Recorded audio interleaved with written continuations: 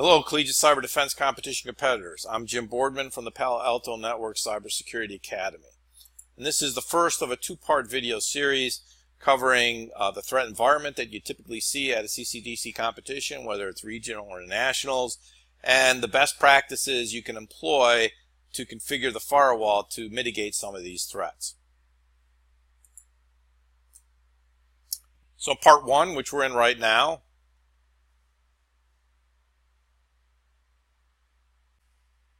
I plan to talk about the threat environment.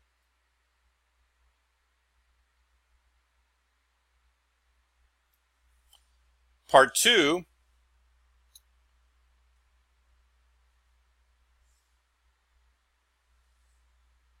I'm going to cover these topics, and I'm going to talk about best practices.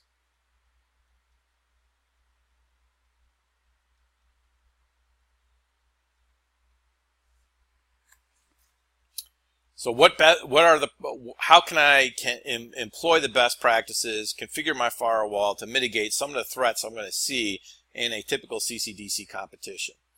So a little bit about the Cybersecurity Academy. Our Cybersecurity Academy, we train instructors on our security operating platform. We provide a curriculum via our Academy Moodle.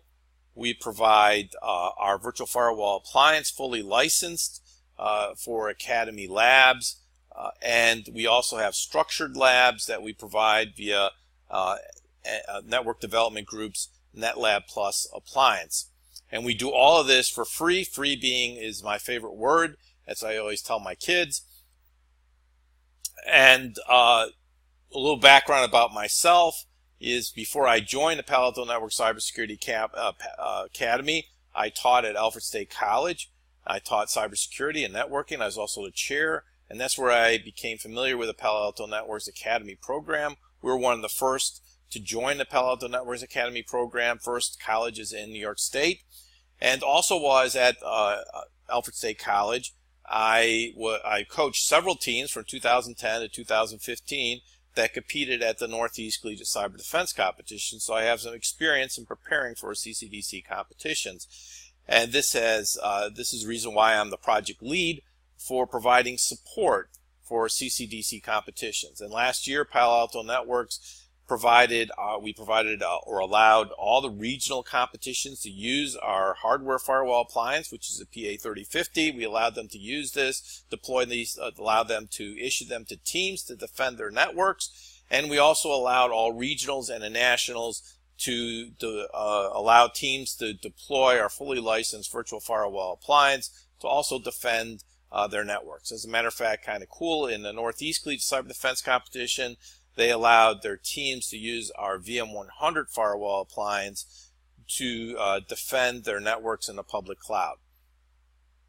So this year we're going to provide the same level of support in terms of firewall appliances. We're going to allow all the regionals to use our hardware firewall appliance to deploy to their teams so they can defend their networks. And we're going to allow all regionals and the nationals to use our virtual firewall appliance. Also, again, allow them to deploy them to their teams so the teams can use them to defend their networks.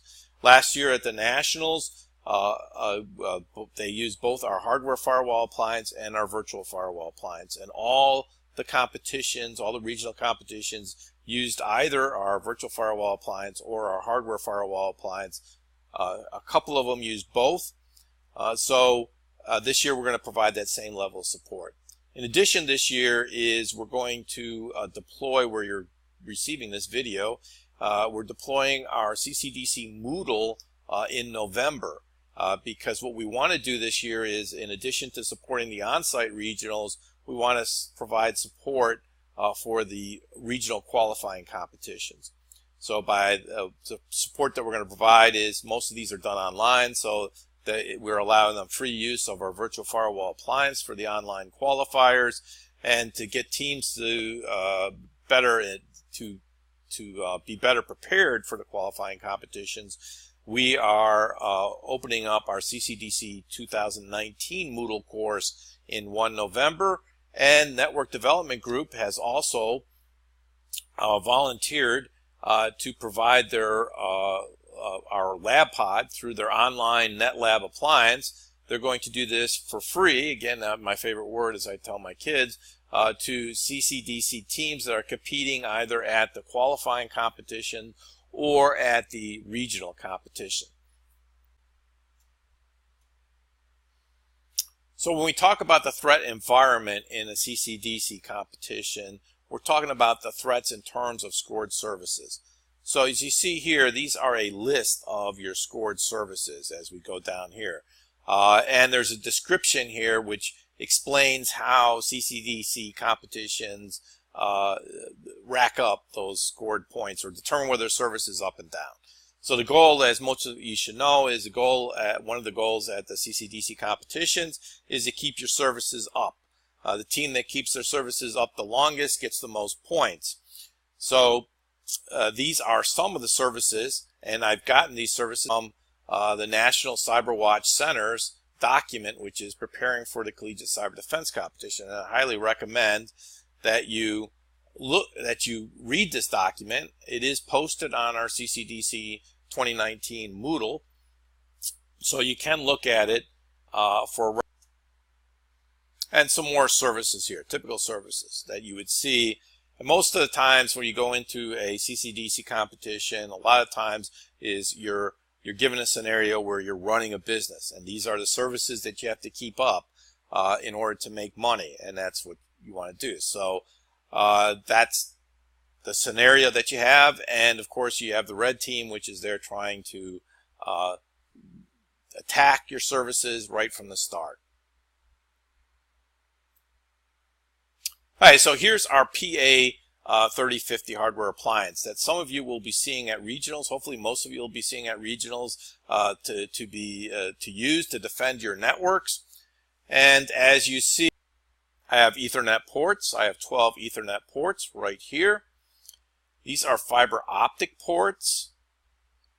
And over here we have high availability ports. So the fiber optic ports, you're probably not going to be using fiber optics. I have never seen it deployed at a regional or at a national competition. Normally you're going to be using Ethernet.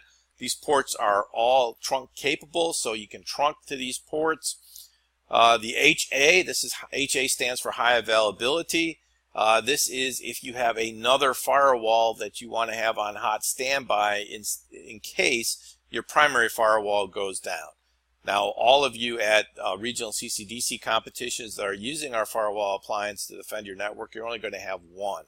And if that one goes down, then a spare one, you'll be issued a spare. But you're not going to be given two. So as a result, you don't really need to be worried about your data ports, and you don't need to worry about your fiber optic data ports, I should say. You don't need to be worried about your high availabilities. But you do need to be concerned about your management port and also about your console port. So the management port, as we'll discuss in more detail in a moment here, the management port is used to retrieve your licenses and your signatures from our update server on the internet. And it's also used to access our web UI, the firewall's web UI, to configure it. And you can also use SSH to get to the command line. So by default, the management port on the firewall on the hardware firewall has an address of 161.1.1. So if you're given the firewall at the competition without any configurations on there, you will have to change this address in order to access it from a client device to be something consistent with your network. Now, the most secure way to, and this is the way I recommend, at least initially, to lock down everything on your firewall, the most secure way to access it is through the console port. The console port is, you have to be physically there in order to connect to the console port. So this is the reason why I recommend using the console port to lock down your management interface so nobody else can get access to it, but at the same time it can get those updates from the internet. Now, this is default. You can change it. You don't have to have, the management port doesn't have to be used to get the updates for do this manually, or you could do this sneaker wise, I should say. So you don't have to do it this way, but by default, that's the way it's set up. I've seen two ways that I've seen the hardware firewall appliance, and I should also mention, because this is very important, if you can configure the hardware appliance, if you can use our virtual firewall appliance, and if you know how to configure it, our virtual firewall appliance, it's identical. The configurations are identical. The user interface the web user interface is identical. The commands are identical for our hardware firewall appliance and for a virtual firewall appliance. So many of you will be practicing on our virtual firewall appliance. You may not have access to our hardware firewall appliance, the PA3050, but you can be rest assured that if you can lock down your management interface on your virtual firewall appliance using a console and using command line, you will be able to lock it down on the on our hardware firewall appliance. So this is the case. And getting back to the deployment that I've seen at regional CCDC competitions and at the national competitions. So this is a deployment scenario where the firewall is functioning both as the firewall and as the gateway. So we can do that because our firewall appliance supports all routing protocols. It supports BGP, RIP version 2, OSPF version 3 for IP version 6. So we support most of the major routing protocols. So you can set it up as a gateway. The other scenario that I've seen is where our firewall is deployed alongside a gateway router. So in that case, our firewall is functioning. Okay, so the firewall, it's a firewall, but it's working in unison with a router. And I've seen this deployment more often than the other deployment where it's functioning both as a gateway device and as a firewall appliance, as we saw before. The key to remember in both these deployments, and I'm going to talk a little bit more about the management interface right now. So this is the management interface.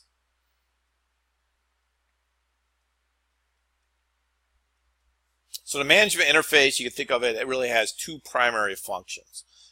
So the first primary function is it connects to our update server. And this is by default. You can always change this. It connects to our update server. So, and it connects for licensing. Now, your firewall appliance should already be licensed. And it also connects to our update server. It connects to receive signatures, our latest signatures for antivirus, for anti-spyware, for vulnerability.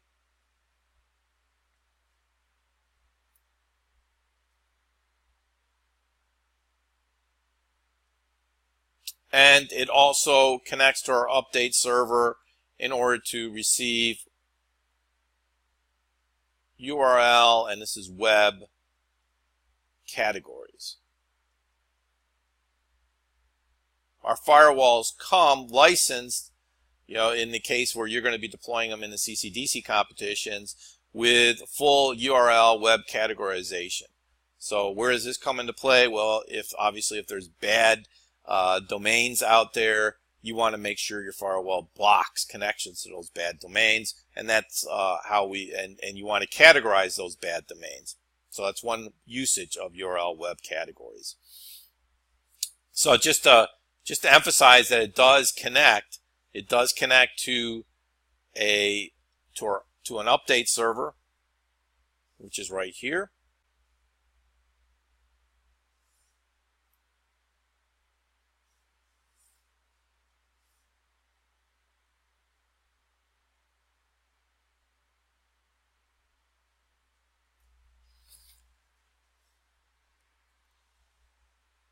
So the other function, so this is one primary function. It goes to the update server, it gets the licenses, it gets the signatures, it gets the URL categories.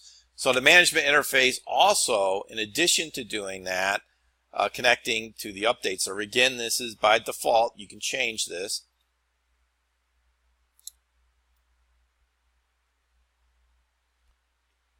It's also used as for configuration.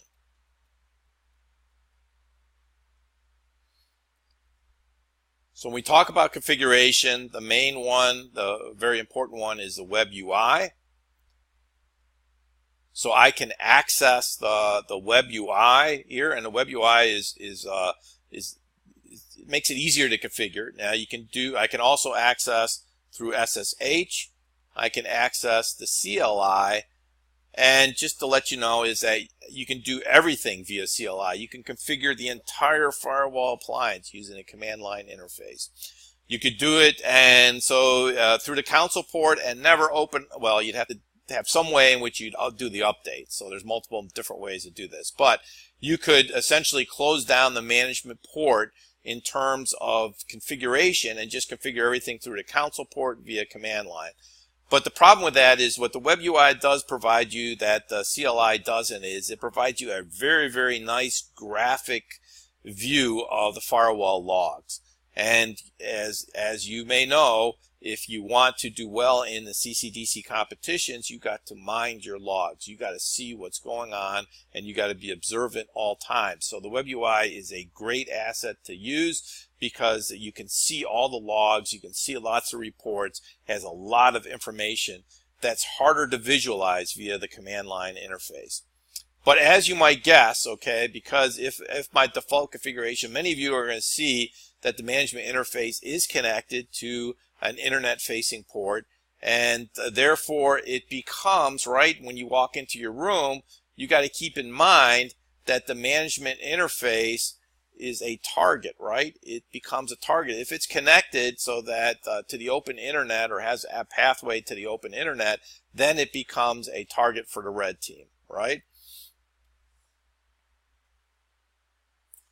So one of the things that you want to do, one of the first things you want to do is you want to lock down this management interface, and there are several ways in which you can do this, and I would advise doing this through the console port. So obviously you want to change the password. You want to make sure there's no other users that are using it. You want to only allow a certain IP address to be able to manage, to access the web UI. So you can limit who can access the web UI. So those are things that you'd want to do through the console port first in order to secure it, because that's one of the first things you want to do is secure your gateway. Okay, so getting back to services.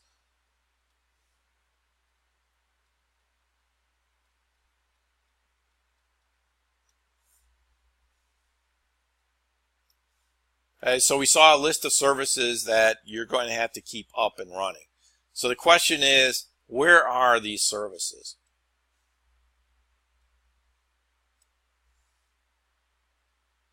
Are they in the public cloud? Are they in an external private cloud? Are they on bare metal machines, in your internal network? Or are they in a private cloud? And the answer, of course, is that they could be in all of these places. Your scored services can be anywhere. So you have to be prepared to defend your scored services in a multitude of environments, which makes the CCDC competition a little bit more challenging. When we first started out in 2010, the only thing we had were the bare metal machines that you see down here. That was it. Okay, so you didn't have to worry about private clouds or hypervisors or any of those things. So now, though, and this is the way it's getting more and more complex, businesses are using the cloud more, so you got to be prepared to defend a hybrid cloud type of environment. Now, the good news is that you can, is that in each of these settings, we have our virtual firewall appliance, which can defend the networks. And of course, you have our hardware firewall appliance, which can defend against your bare metal machines. So the next question which I want to ask is, the threats. Where are they coming from?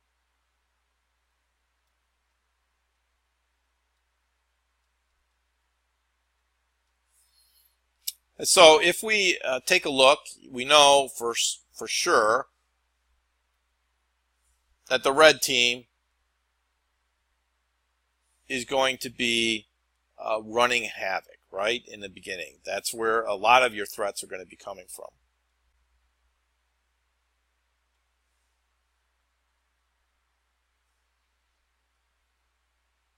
So they're going to be attacking your network, and as you see here, it's coming from the external to the internal.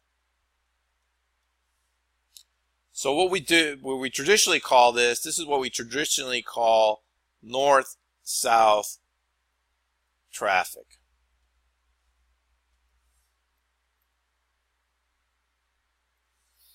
So in the bad old days of the internet, this is the only thing that we were concerned about. How did we contend with this? Because you see, we had threats coming from the external to the internal. Well, we defended against this by very simple, right? We built a wall.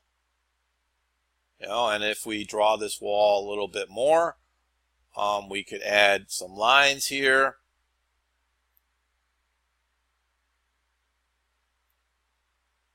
We can color it.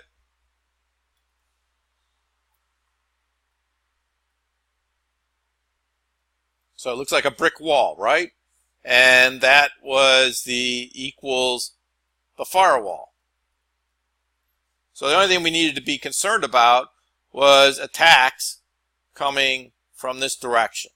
Okay, we didn't really concern ourselves about too much, in the early days of cybersecurity. We didn't really even concern ourselves too much about traffic going this way. It's mainly coming from this way. We keep the bad guys out, everything's good. But we don't know now that that's not the case, certainly not the case at CCDC competitions, and not the case in the real world, right?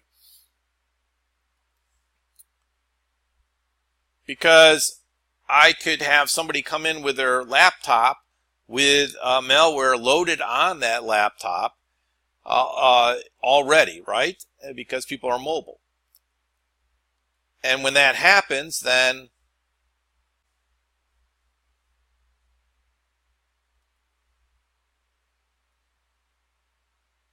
it's going to move laterally.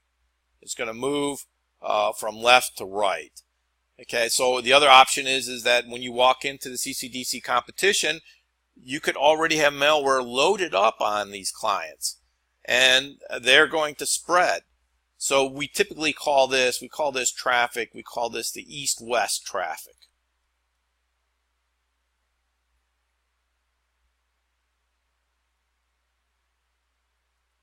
So it's moving laterally across. So those are where the threats. The threats are not just coming from the external, they're internal. We know they're internal. You know that the red team has probably, it's not a question of have they broken through your wall. That's not the question. The question is it's not the question of have they broken through your wall. They've broken through your wall. They've broken through your wall. You can be dependent upon there. So you got to be concerned about what are they doing on the inside of your network. So this brings us to the next question I want to ask, which is where are the trust zones? And the answer should be pretty evident, right? Where are the trust zones? Should be pretty self-evident.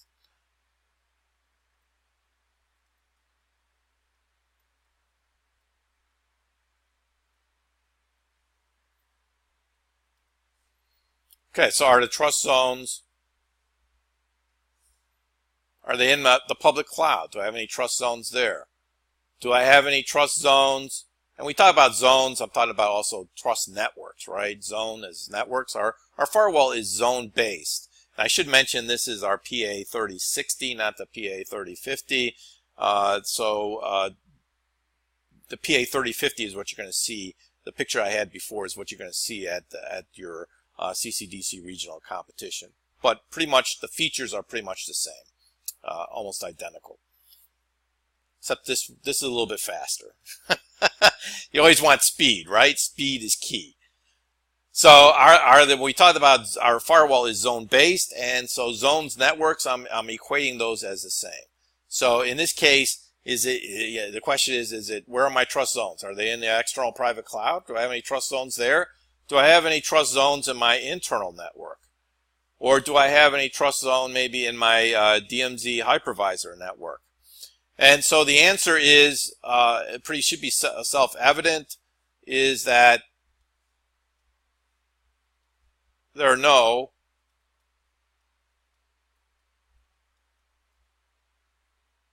trust zones. There's no trust zones whatsoever.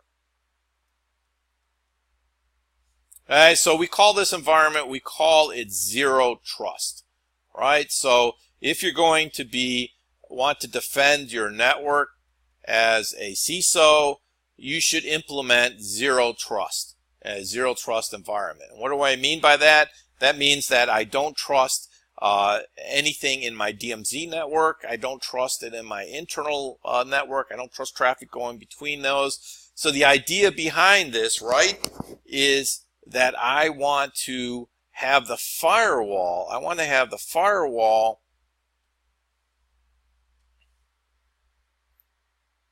all the traffic from my DMZ zone go through the firewall before it gets to my internal zone, or vice versa. All the traffic from my internal zone, I want to have it go through the firewall before it gets to my DMZ zone, so that any type of malware that could be associated with this traffic.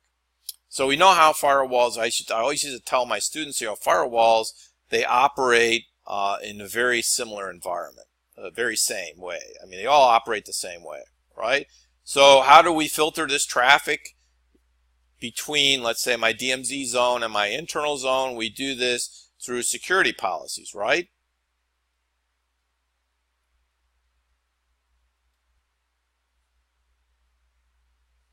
So security policies are rules. And here I'm going to just list a bunch of rules. And we have rules, and then we have a default policy at the end. Now, the default policy, our firewall is zone-based, so you have to assign the interface to a zone. You assign a network to a zone. So the default policy between two different zones, as the example I have here, between my DMZ zone and my internal zone, is to block everything except what you want to specifically allow. So packets are going to come in, and they're going to be matched. And the packets are going to be matched to a rule. And it's going to scope down the rule until it finds a match. And each one of these policies is going to have either allow or deny. So if there aren't any match, then it goes down to the default policy, and the default policy would be to block it. So what you want to do is you want to configure your security policies so that at a very minimal, you're inspecting and you're blocking traffic that has malware associated with it. So the way you want to do that, again, is you want to configure your firewall appliance. You want to configure it so that, or you want to configure your network, I should say, so that everything goes between zones, goes to the firewall appliance first to be inspected. Now this is in this case that I have here,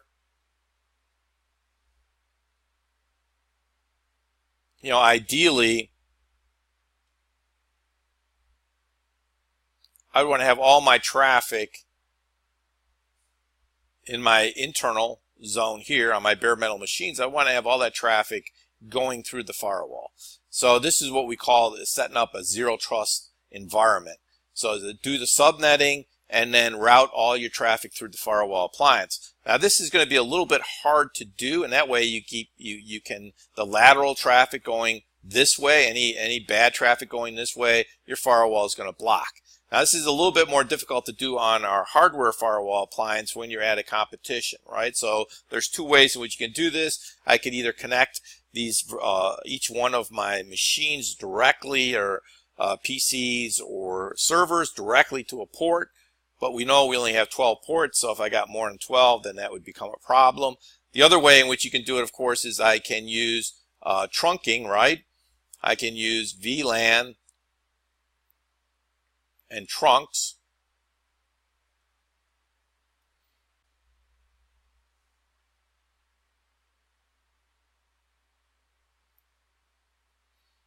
I can use VLANs and trunks. So in this case, I would set up a separate VLAN for each one of the ports here, and then I would trunk it to my firewall appliance. Now, in many cases, you may not have control of the switch, so you may not be able to set up VLANs. In any event, to do this and to do it competently and to do it quickly would require a lot of practice. Now, you can practice doing all this on a virtual firewall appliance. You don't need to have the hardware firewall appliance, but it does add a level of complexity to a competition. So you may not be able to do a zero trust zone environment on a hardware firewall appliance without a lot of practice, without doing it on a consistent basis. But if you can do it, if you can do it quickly, then that would be the most secure way of doing it. Now, it's a little bit easier to do it in terms of when we talk about on a virtual firewall appliance. Set this up so that I have a separate port group for each one of my virtual machines as a separate port group connecting to the firewall appliance. So then I can set up separate networks, separate zones, and now I can do that east-west traffic, and now I can do that zero trust zone. As a matter of fact, that's a good reason, one of the primary reasons why you'd want to use our virtual firewall appliance in a hypervisor situation like this. Okay, so this sums it up for part one of the video. So part two is where I'm going to talk about, we talked about the threat environment here. We talked about the fact that the threats are coming both on the inside of your network and from the outside of your network. We talked that it's very, very important that you have a way in which you can see what's going on the inside of your network. We talked about the zero zone trust environment, setting that up. We talked about the importance of not only just your traffic going into your network, but it's all equally important to know what traffic is going out of your network and to block it as appropriate. So in the next video, we're going to talk about employing the best practices to mitigate some of the threats that we know are coming from the red team.